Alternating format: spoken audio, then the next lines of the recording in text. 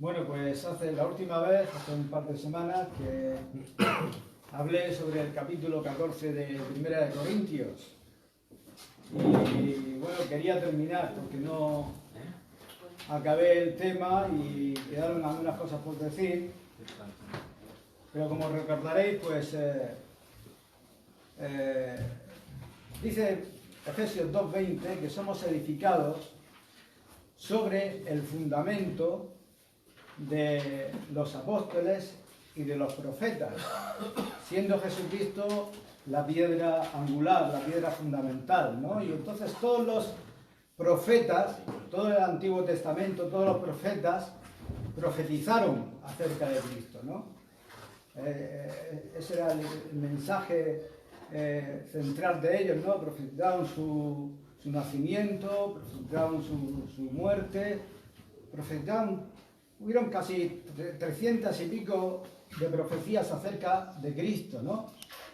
Y los apóstoles, pues, fueron los que pusieron los fundamentos, ¿no? Hablé acerca de Moisés, ¿no? De cómo él, cuando edificó el tabernáculo, que sabemos que el tabernáculo es un tipo de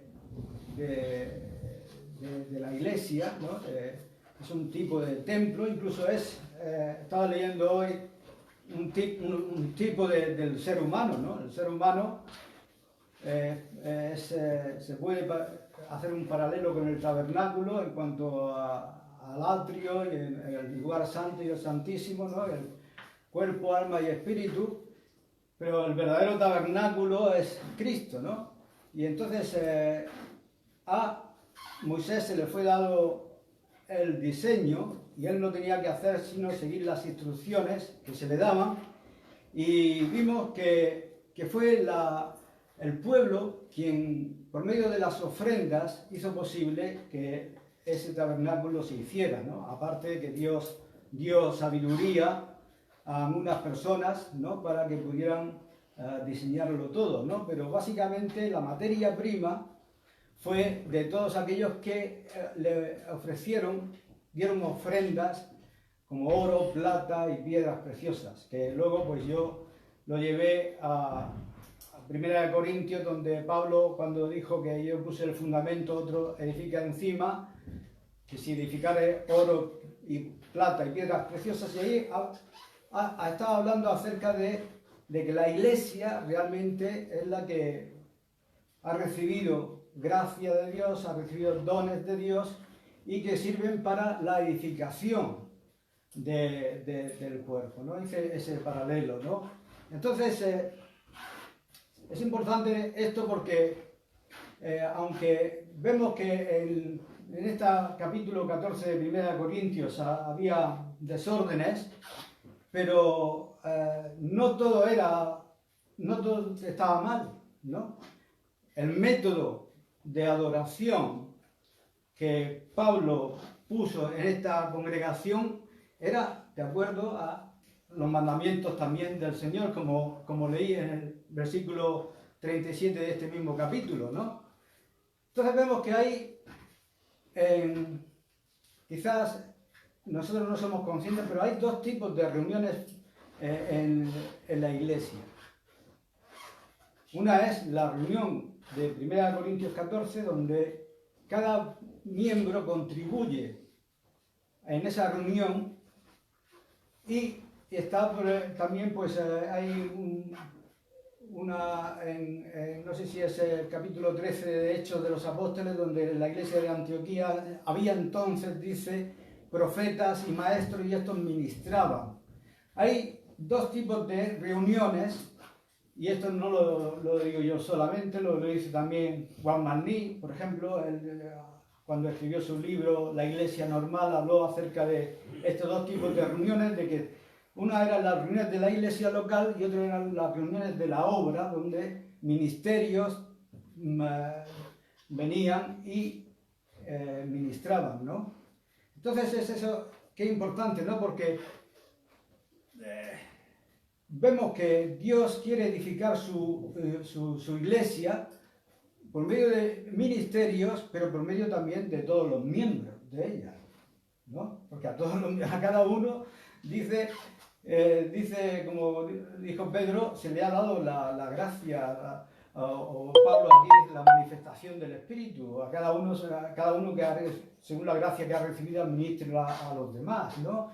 Entonces, este es el contexto de Corintios 14, ¿no? De que aquí se ve que en el versículo 26 que hay, después de hablarle, de poner orden, Pablo les dice: ¿qué hay pues, hermanos? Después de todo lo que os he dicho, cuando reunís, que cada uno de vosotros tiene salmo, o tiene doctrina, o tiene lengua, tiene revelación, tiene interpretación, hágase todo para edificación, ¿no? Y esto es el patrón, pienso yo, ¿no? del diseño apostólico para la Iglesia. Desgraciadamente, pues vemos bueno, que hay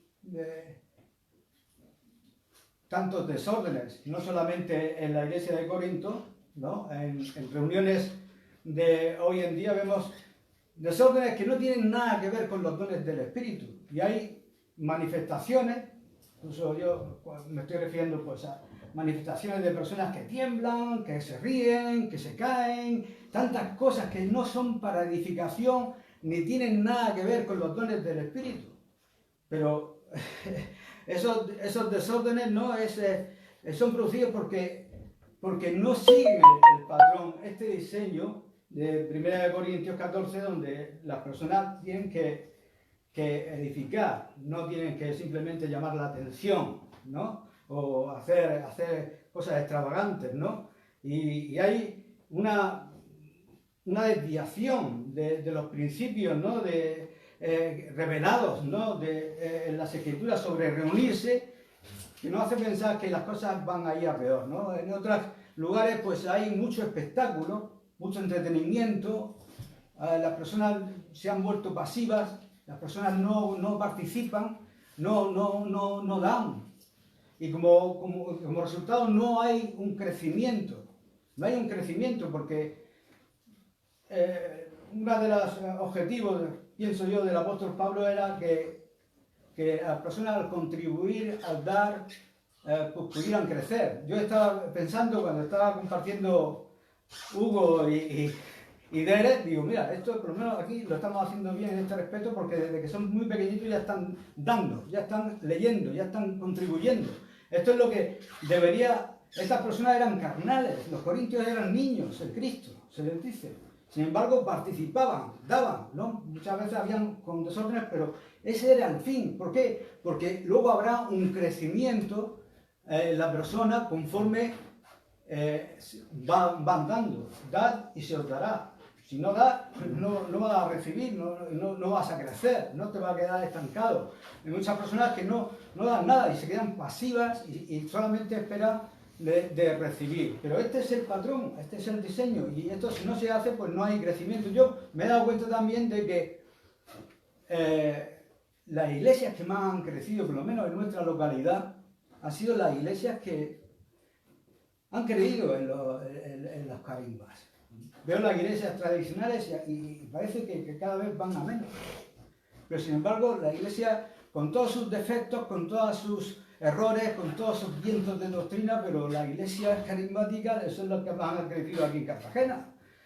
Y yo pienso que estas iglesias han sido personas que quizás, como los corintios, no tenían estudios, no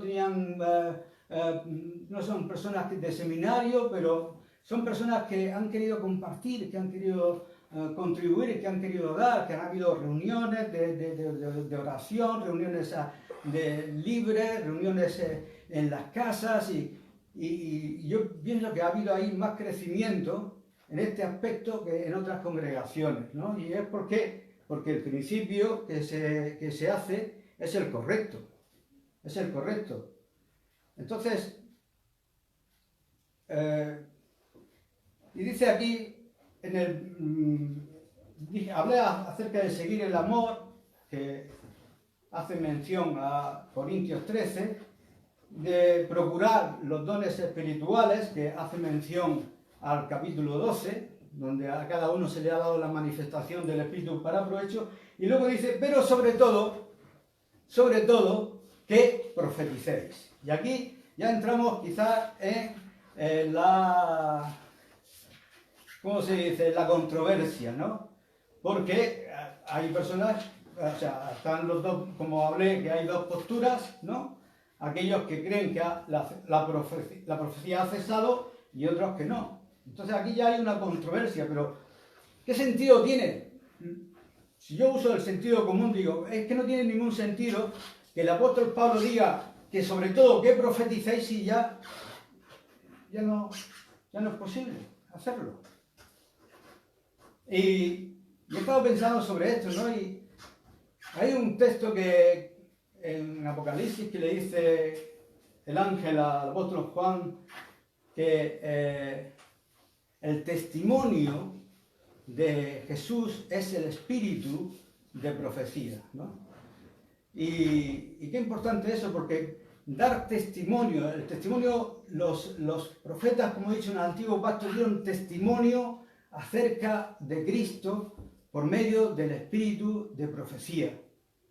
Y luego, pues, en el Nuevo Testamento vemos que tanto en el Nuevo como en el Viejo, cuando venía el Espíritu Santo siempre había profecía.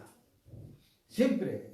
Estoy acordándome de cuando vino el Espíritu Santo al campamento con Moisés, que estaba cansado y que estaba agobiado y que pidió ayuda a Dios y dice, bueno, reúneme a 70 personas y tomaré de tu espíritu y los pondré sobre ellos. Y vino el Espíritu y profetizaron, que habían dos que no estaban en ese momento allí, y también profetizaron, y uno que lo vio se fue corriendo a Moisés y le dijo, están profetizando, impídeselo.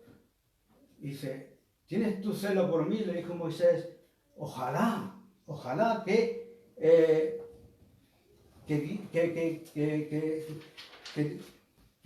Dios pusiera el Espíritu en todos y que todos fueran profetas. Ojalá todos fueran profetas, dijo Moisés. En otras palabras, sí.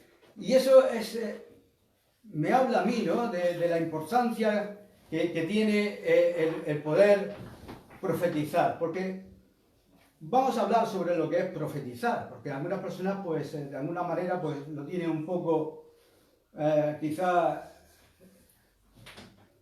no conocen con todo el detalle, pero profetizar es declarar la mente y la voluntad de Dios, es declarar, es dar a conocer la voluntad de Dios. Y nosotros tenemos la palabra profética más segura. En ella se encuentran los planes y los propósitos de Dios. Y cuando estamos hablando la palabra de Dios, cuando estamos recitando la palabra de Dios que es profética, pues de alguna manera estamos profetizando. ¿Por qué? Porque estamos declarando la voluntad de Dios. Eso es lo que dice también, está por aquí,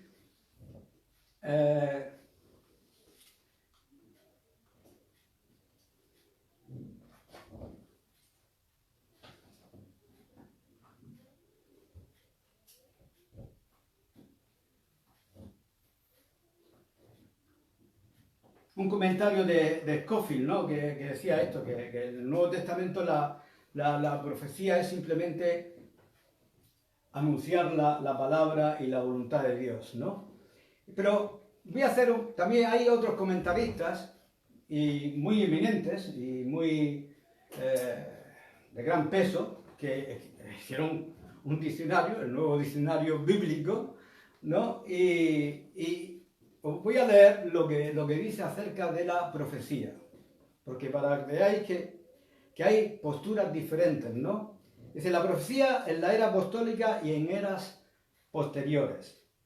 A menudo se ha asentado o argumentado que no hay profecía o profetas en la iglesia de nuestros días, en el sentido neotestamentario de la palabra, ni en ninguna era posapostólica.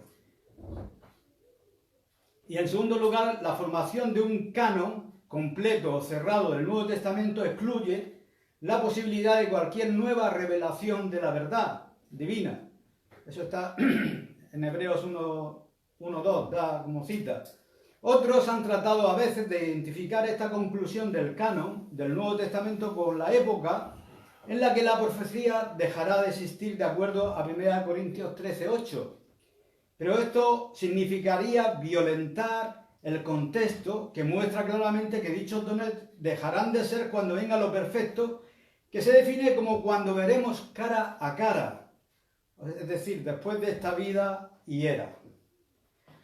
Así que podemos estar de acuerdo, y esto es importante, esto es lo que yo me he dado cuenta, que debemos reflexionar en ello, en lo que se refiere a Dios en Cristo, al camino de la salvación, los principios que rigen la vida cristiana, etc., que estamos de acuerdo en eso, que la profecía no puede intervenir en estos casos una nueva revelación o una nueva cosa, ¿no? Pero parecería que no hay ninguna razón de peso que impida que el Dios viviente que habla y actúa, a diferencia de los ídolos muertos, pueda servirse del don de profecía para orientar de forma determinada a nueva iglesia, nación o individuo, o para advertir por medio de advertencias en plena concordancia de la palabra escrita de Dios, por medio de la cual debemos probar todo lo que se dice. Por cierto, que el Nuevo Testamento no entiende que la tarea del profeta sea la de innovar en lo doctrinal, sino entregar la palabra que recibe del Espíritu según los lineamientos de la verdad que de una vez fue entregado a los santos como desafío y estímulo de nuestra fe. Y esto es lo que dice este diccionario, ¿no? Que podemos estar de acuerdo que no hay nueva revelación en cuanto a Dios, sus atributos, la salvación, todo lo demás. Pero es que me parece a mí que a mí el diablo me habla mucho. ¿Es que Dios no me puede hablar? ¿Dios no me puede poner pensamientos? ¿Sabes? Que la palabra inspirar quiere decir mover. Los santos hombres de Dios fueron inspirados por el Espíritu Santo y profetizaron. Hay también un texto donde dice que aquellos que os hablaron el Evangelio por el Espíritu Santo, y si todos tenemos el Espíritu Santo, tenemos a Dios en nosotros, es que es imposible que Dios pueda movernos a hablar algo que no va a contradecir su palabra, aunque no esté escrita en ella. ¿O es que solamente podemos citar únicamente lo que está escrito? Yo cuando estoy predicando en esta tarde, no estoy leyendo un texto detrás de otro, estoy diciendo cosas. Y puede que esas cosas que estoy diciendo que Dios me las haya puesto para decirlas, o puede que hayan surgido de mi propia imaginación. Pero si estoy declarando la mente y el consejo y la voluntad de Dios, de alguna manera puede que esté profetizando, ¿no? Y ahora, la semana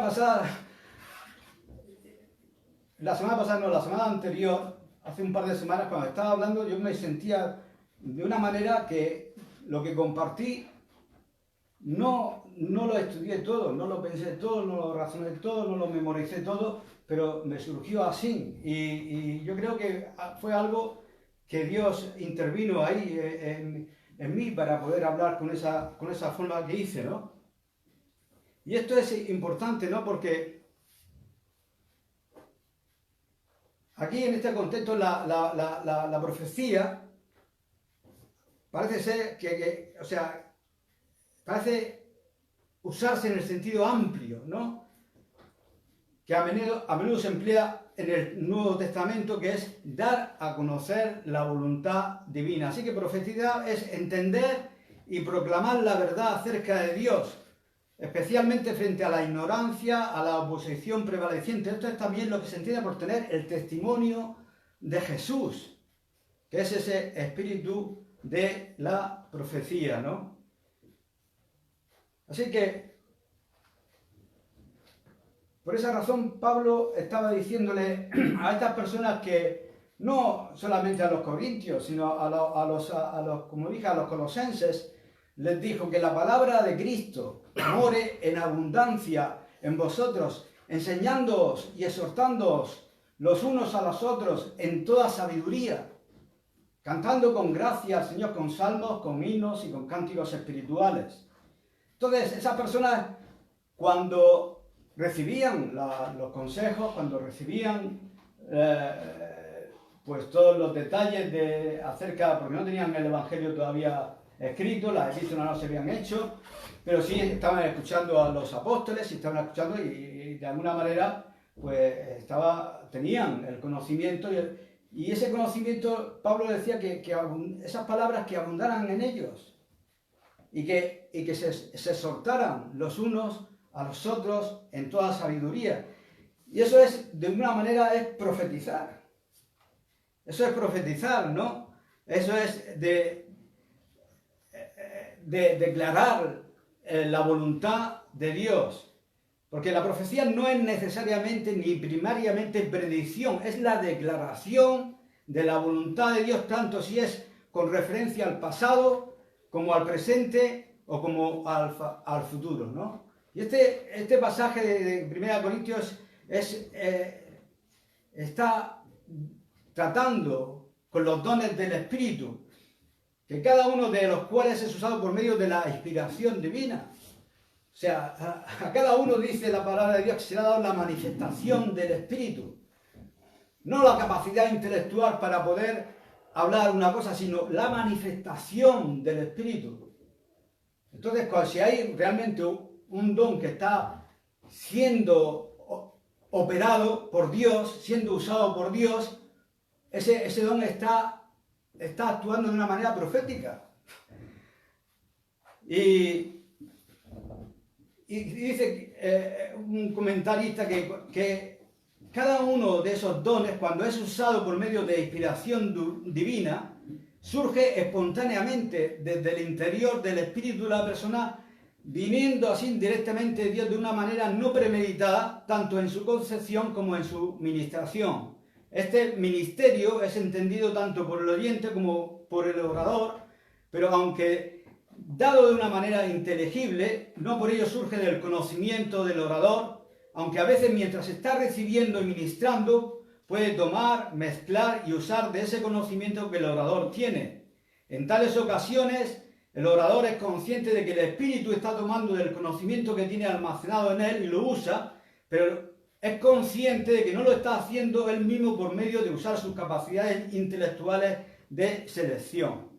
Lo que generalmente sucede en tales ocasiones es que el Espíritu toma lo que ha revelado anteriormente, agrega más y lo vierte a voluntad a través de ese miembro. El hombre no está haciendo esto como si por sí mismo. El Espíritu está aprovechando las reservas locales de conocimiento que previamente ha depositado en el corazón de un hombre listo para usarlo como lo desee. Suya es la revelación, suyo es el conocimiento, suyo es el poder, suya es la selección y aplicación, y suya es la responsabilidad de la emisión. Y eso es lo que yo estaba diciendo a vosotros antes, que yo la última vez que compartí, yo fui consciente de que yo no había preparado todo eso y me lo surgió así. Y eso de alguna manera es profetizar, siempre y cuando estés alineado a la palabra de Dios, no te salgas del contexto y estés realmente exaltando la palabra de Dios, puede que estés profetizando. Si tú de alguna manera no lo has premeditado, no lo has estudiado, no lo has memorizado, pero en un momento Dios te puede dar una palabra, y eso es, según yo tengo entendido, es profetizar. Y hay lugares donde a las personas se les ha enseñado así. Hermano, tú vete a ese cuarto y busca a Dios y que Dios te dé. ¿No? A otros no, a otros son más de seminario y de estudiar y de concordar y todo lo demás, pero no hay espontaneidad alguna. Pero en las iglesias donde yo he crecido eran más espontáneas, y las personas lógicamente han tenido que depender y creer en Dios, que le podría dar palabra, y han abierto sus bocas, y muchas veces ha salido para edificación. Ha habido muchos errores, por supuesto, pero ha habido mucha edificación en esto. Esa es la manera de profetizar. Ahora, la enseñanza normal la que, por ejemplo, yo cuando estoy traduciendo MacArthur, estoy leyendo, o la enseñanza que se hace normalmente, surge del conocimiento almacenado del orador, adquirido de una manera laboriosamente y cuidadosamente seleccionada, comprobada y ordenada. Es una cosa diferente profetizar que enseñar. Y aquí dice, Pablo le dice a los colosenses, exhortaos y enseñaos. Y la exhortación, aquí lo que dice es, en 1 Corintios 14, el que profetiza habla a los hombres para edificación, exhortación y consolación. Una persona que está profetizando puede traer una palabra de consuelo, puede traer una palabra de ánimo, una palabra de motivación, y la enseñanza es igual, simplemente que no es tan espontánea. No por ello no quiere decir que no sea inspirada también, que no sea que Dios te la haya puesto en el corazón, pero es más ordenada, surge más del orador que la otra, la profecía, que es más espontánea y que muchas veces pues dices cosas que no has pensado y que Dios te está usando para decirlas, ¿no? Así que la profecía es el don básico, ¿no? Aquí de los dones que habla Pablo, es la expresión sobrenatural en la lengua materna, es la corriente principal en la que todos los otros dones orales fluyen, ya sean palabras de sabiduría, de conocimiento, interpretación, para ser oráculos de Dios, como dije, ¿no? Que Pedro dijo que si alguno hable como la traducción en Reina Valera dice conforme a las palabras de Dios, pero el Nuevo Testamento Interlineal dice como oráculos de Dios, ¿no? Entonces, para ser oráculos de Dios, estos dones todos deben ser proféticos en sustancia, naturaleza y forma de expresión. Y sería imposible, ¿no?, que cualquier hombre pueda tener y funcionar en la palabra de sabiduría, por ejemplo, aparte de usar el don de profecía, ya que es imposible que exista una mano sin un brazo, ¿no? Entonces, la profecía es el canal principal donde fluyen todos los dones orales. Bueno, algunos dicen, bueno, es que han cesado esto, bueno, pero ¿y los demás? Son manifestaciones del Espíritu, es Dios usando a la persona, es Dios hablando. Es que a veces pues eso, nos vamos a un extremo o nos vamos a otro. O como dije, ¿no? O menospreciamos la palabra de Dios como algunos que se jactan de tener muchos dones espirituales, o no creemos en ningún don espiritual y nos ajustamos a lo que dice la palabra escrita de Dios. Entonces hay que tener, yo pienso eso,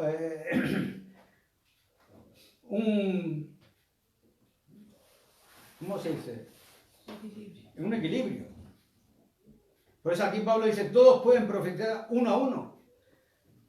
Lo que implica que todos los miembros pueden usar el don de profecía. Y esto era en las reuniones, entonces era lo más común. Porque viendo, como he dicho, que el principal objetivo de los miembros del cuerpo es la edificación de la iglesia, pues necesitamos más que declaraciones ocasionales de algún don sobrenatural grande, como una palabra de sabiduría o tesoros de conocimiento, por muy grandes y maravillosos, invaluables que sean. Necesitamos que haya palabras de ánimo, de consuelo, como dice, para exhortación, toda una serie de palabras comunes, aunque no menos espirituales, de bendición, consuelo, amor, ayuda, orientación, instrucción y cosas por el estilo. Y todos estos son absolutamente necesarios y deben ser ministrados por los miembros entre sí, ya sea a través del don de la profecía propiamente dicho o en vena profética. Y esto es lo que está la exhortación que hace el apóstol Pablo a los corintios, sobre todo que profeticéis. ¿Por qué? Porque ha dado toda una instrucción acerca de los dones orales, ha hablado acerca del amor, que esos dones tienen que fluir en el amor. Escuché una vez a un hermano que se movían en este tipo de reuniones y había muchos desórdenes en esas reuniones y uno decía, el Señor me dice que tú eres un burro. Y el otro contestaba, el burro me dice el Señor que lo eres tú. Entonces, cuidado, hay muchos desórdenes en la iglesia donde se puedan practicar este tipo de dones, pero eso no impide, eso no quita que sea esta una instrucción del apóstol Pablo, que según Efesios 2:20 son los que han puesto el fundamento, y que esta era una instrucción apostólica de cómo las iglesias deberían reunirse para contribuir cada miembro con todo aquello que el Señor le ha dado a cada uno, ¿no? Y eso siempre ha sido mi sentir ese, como dije la otra vez, de que debería ser algo normal y común que cada uno pudiera participar. Por eso yo cuando dije aquí que cada uno de nosotros pudiera presentar la reunión, era con el fin de que cada uno pudiera participar, leer la palabra de Dios, orar a Dios y poder iniciar. Luego ya al final dijo de hacerlo ella, bien, pero el propósito mío era de que todos podíamos contribuir. Aquí parece que contribuyen más los niños, Hugo y Derek, que algunos de nosotros. Esa es la verdad. Esa es la verdad, pero todos deberíamos definir o redefinir la reunión para que todos pudiéramos hacer lo que dice aquí el apóstol Pablo, que cada uno, hermano, si alguno tiene salmo, si alguno tiene doctrina, si alguno tiene revelación, si alguno tiene interpretación, hágase todo para edificación. A veces pienso, digo, yo no me considero entre los ministerios de palabra, ni soy maestro, ni soy profeta, ni soy evangelista, yo me identifico más con un miembro del cuerpo que siempre ha tenido el deseo de compartir, de dar, y que hoy lo estoy haciendo por ese deseo, pero no porque yo me considere a mí mismo maestro, evangelista, o predicador o nada, sino que soy uno de estos, a los cuales el apóstol dio libertad, porque hay lugares, desgraciadamente, que entras y no puedes hablar. No puedes hablar porque está todo ya tan herméticamente organizado que solamente unas ciertas personas pueden hablar, ¿no? Pero ¿y si las personas aquellas que han recibido algo de Dios, entonces nunca pueden desarrollarlo, nunca pueden darlo, nunca pueden... Y esa es la tragedia, ¿no? De que hay iglesias que yo he visto que los pastores mandan a sus familiares al seminario, pero oye, ¿y los demás? Algunos han tenido que dejar la iglesia porque no le dejaban compartir y tenían un celo y un deseo por hacerlo y tienen que hacer otras congregaciones. Lo normal es que haya esta libertad, y el apóstol Pablo dio libertad para que se pudiera hacer esto, ¿no? Entonces ahí, ya para terminar, quiero hacer una lectura en Hechos 27, porque aquí dice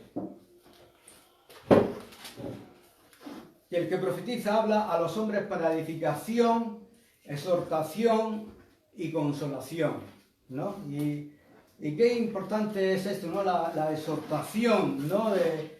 En el griego tiene tres definiciones. Una es paraineo, otra es paracaleo y otra es nouteteo. Esto es griego y quizás no lo entendéis, pero enfatiza tres aspectos de la exhortación, ¿no? Que vamos a ver en este pasaje de Hechos 27, pero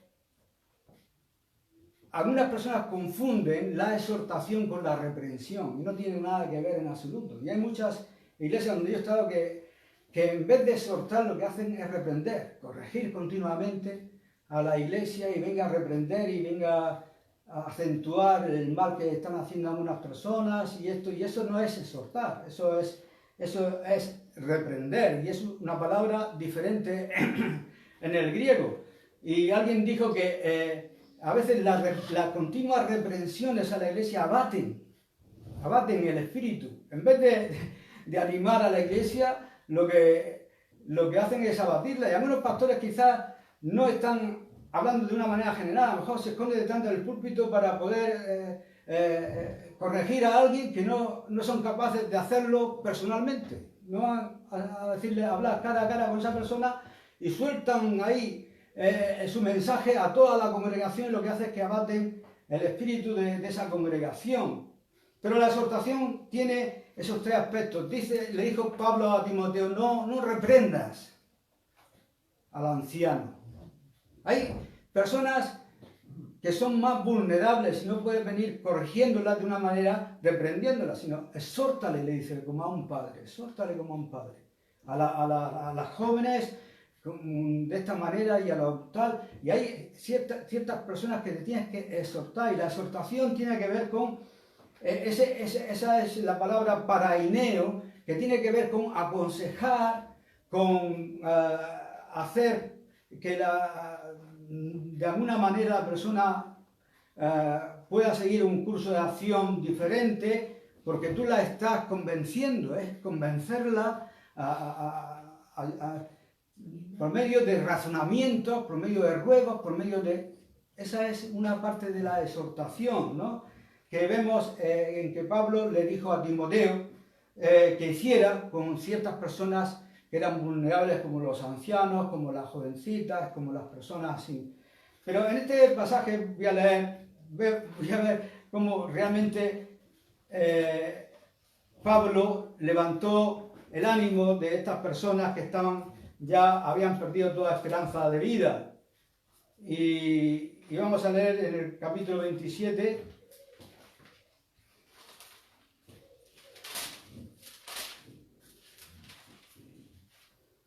Dice, cuando se decidió que habíamos de navegar para Italia, entregaron a Pablo y algunos otros presos a un centurión llamado Julio de la compañía Augusta. Y embarcándonos en una nave adramitena que iba a tocar los puertos de Asia, zarpamos, estando con nosotros Aristarco, macedonio de Tesalónica, y al otro día llegamos a Sidón y Julio, tratando humanamente a Pablo, le permitió que fuese a los amigos para ser atendidos por ellos.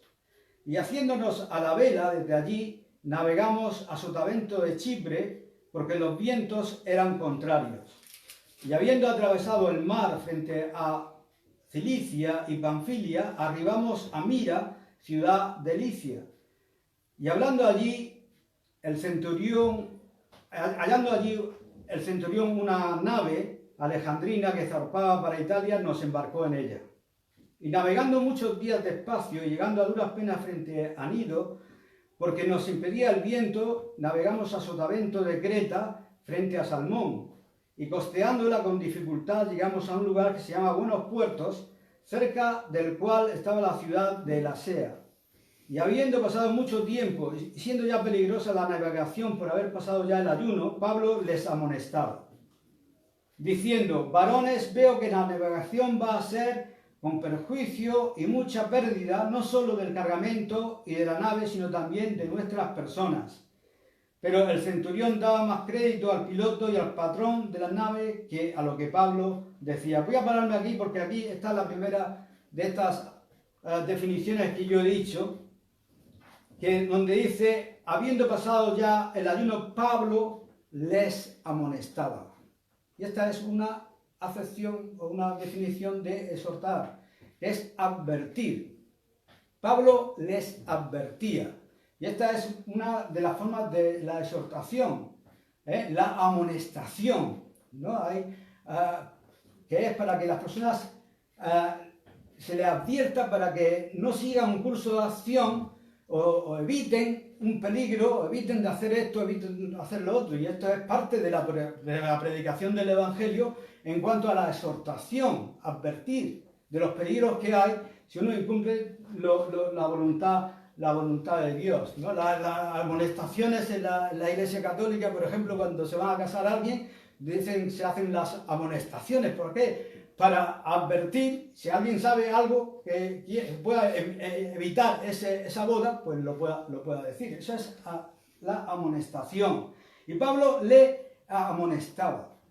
Dice, porque veo que la navegación va a ser en perjuicio y mucha pérdida.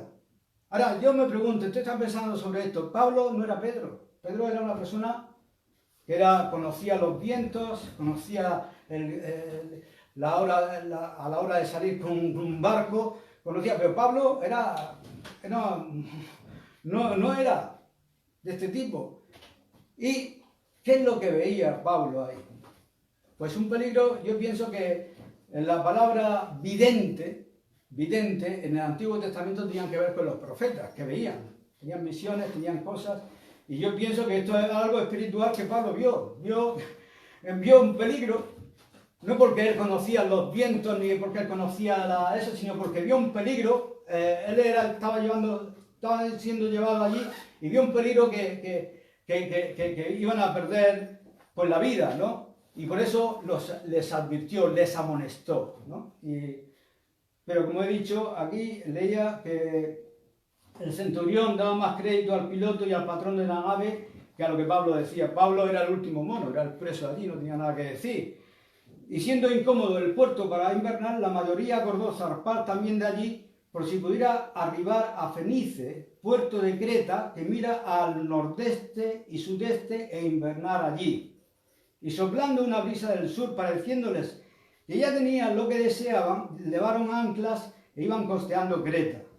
Pero no mucho después dio contra la nave un viento huracanado llamado Euroclidón, y siendo arrebatada la nave y no pudiendo poner proa al viento, nos abandonamos a él y nos dejamos llevar. Y habiendo corrido a sotavento de una pequeña isla llamada Clauda, con dificultad pudimos recoger el esquife. Y una vez subido a bordo, usaron de refuerzos para ceñir la nave, y teniendo temor de dar en la sirte, arriaron las velas y quedaron a la deriva. Pero siendo combatidos por una furiosa tempestad, al siguiente día empezamos a lijar, y al tercer día con nuestras propias manos arrojamos los aparejos de la nave, y no apareciendo ni sol ni estrellas por muchos días, y acosados por una tempestad no pequeña, ya habíamos perdido toda esperanza de salvarnos. Entonces Pablo, como hacía ya mucho que no comíamos, puesto en pie en medio de ellos, dijo: habría sido, por cierto, conveniente, oh varones, haberme oído, y no zarpar de Creta tan solo para recibir este perjuicio y pérdida. Pero ahora os exhorto a tener buen ánimo, pues no habrá ninguna pérdida de vida entre vosotros, sino solamente de la nave. Porque esta noche ha estado conmigo el ángel de Dios, de quien soy y a quien sirvo. Y diciendo: Pablo, no temas, es necesario que comparezcas ante César, y aquí Dios te ha concedido a todos los que navegan contigo. Por tanto, varones, tened buen ánimo, porque yo confío en Dios, que así como se me ha dicho, con todo es necesario que demos con alguna isla. Y aquí vemos esta parte de la exhortación, ¿no? Que es profética. Es profética porque un ángel la había visitado y le había asegurado de que no iban a naufragar. O sea, que iban a naufragar, pero que no iban a perder la vida, ¿no? Y les dice: ahora os exhorto a tener buen ánimo. Y aquí utiliza la palabra paracaleo. Paracaleo, que tiene que ver con el espíritu. Aquí lo que hizo Pablo es infundirles ánimo. Les dio vida. Les ministró ánimo a esas personas que habían perdido la esperanza, que estaban desanimadas, que no tenían fuerza ninguna. Y por medio de esta exhortación, en vez de pegarles un palo, aunque les dijo: si me hubierais escuchado hubiera sido mejor, pero no no les reprendió, no les corrigió, sino que les exhortó, le animó, le infundió aliento, le infundió vida para que pudieran continuar. Y esto es la palabra parakaleo, esto es exhortar y es una manera de infundir espíritu, de infundir vida, infundir ánimo. Y esto es lo que la exhortación en las iglesias necesitan de este tipo de exhortación, porque hermanos somos personas con muchas necesidades, estamos en una guerra espiritual, el enemigo viene a veces, hay problemas, hay dificultades y lo que necesitamos es que nos exhorten de esta forma, que nos infundan aliento, que nos infundan vida, que nos den ánimo, que nos den esperanza, que nos den consuelo. Y esto es tristemente algo que de lo que menos hay. Hay más reprensión, hay más corrección, hay más vituperación sobre lo malo, pero hay sobre este tipo de exhortación. Y seguimos.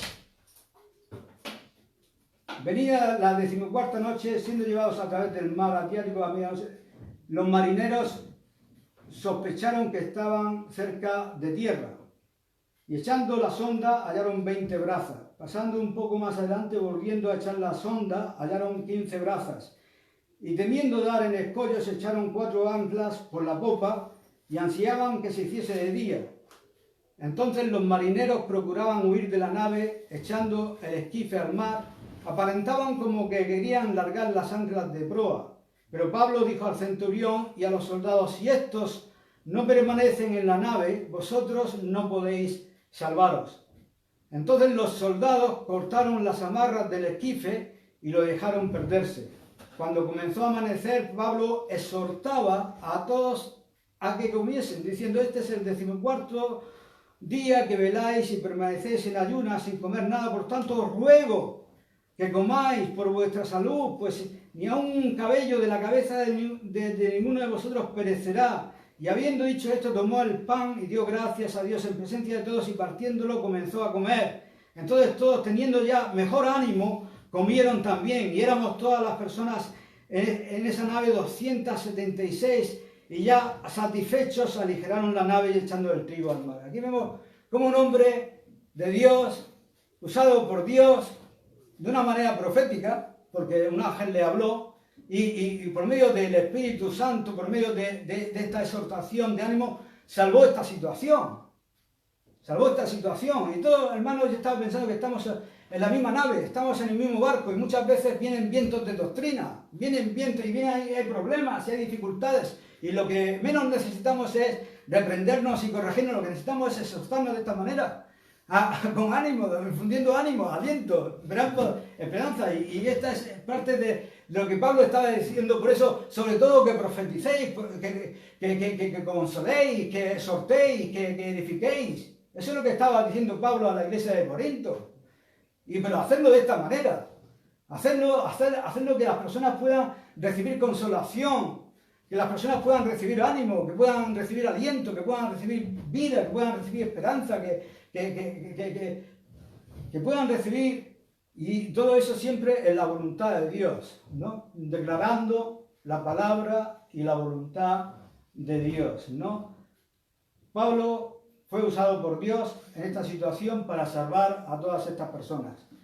Y como he dicho, pues hay tempestades, vemos en la palabra de Dios, que ya no voy a seguir porque había pensado acerca de lo de Jonás, que a veces no entendemos las situaciones, lo que ocurre en el mundo, por ejemplo las borrascas estas que hemos tenido. Hay lugares donde pues, los vientos son más comunes que en otros, ¿no? Nosotros nos gozamos aquí de un clima que sabemos lo que tenemos, pero yo cuando estaba en Inglaterra, allí sopla el viento de otra manera y allí nunca tienen un clima, allí siempre tienen un revuelo, que lo mismo sale el sol, que se quita, que sale, hace el viento, que llueve, que no tienen nada, no tienen clima. Pero hay tormentas y tempestades que a veces, pues, sin ser muy espirituales, sí provienen de Satanás. Y está claro, como cuando Satanás levantó una tempestad o un viento recio que asoló la casa de Job, y toda la casa, eso lo hizo Satanás. Él es el príncipe de la potestad del aire, dice la palabra de Dios, el espíritu que opera en los hijos de desobediencia, tiene potestad sobre los elementos, sobre la naturaleza. Así como Dios y Cristo lo tenían cuando vino la tormenta y la tempestad, cuando estaban en la barca, donde probablemente también Satanás la hubiera levantado para intentar de hundirlos a todos, y así se acabara ya la historia, ¿no? Para él, porque ahí iban todos en el barco, los apóstoles y Cristo. Si hubieran naufragado, todo se hubiera acabado, y sin embargo Cristo vino y reprendió al viento. Así que hay cosas que no entendemos en la naturaleza, que pueden ser originadas de una manera natural, y lo son, pero también pueden ser influenciadas por Dios, o pueden ser influenciadas por el diablo, ¿no? Y eso a veces Dios lo usa para traer juicio, y el diablo lo usa para poder parar los planes y los propósitos de Dios, como era impedir que Pablo llegara a Roma, donde iba a ser también usado por Dios para la iglesia allí. Así que eso es la exhortación de Pablo. La exhortación de Pablo era que sobre todo que profeticéis. Es decir, que sobre todo que habléis la palabra de Dios, y que la habléis para poder traer ánimo, para traer consuelo, para ser de edificación para la iglesia, y hacerlo con toda sabiduría y con gracia. Él dijo, con gracia, con sabiduría, y esto es el propósito de Dios para, pienso yo, con la profecía, relacionado con la profecía, ¿no? Que profetizar es, como he dicho, declarar la voluntad de Dios por medio de su palabra, por medio del Espíritu Santo que mora en nosotros, y que si tenemos algún don espiritual, que Él lo pueda accionar y pueda ser de edificación para la iglesia. Amén.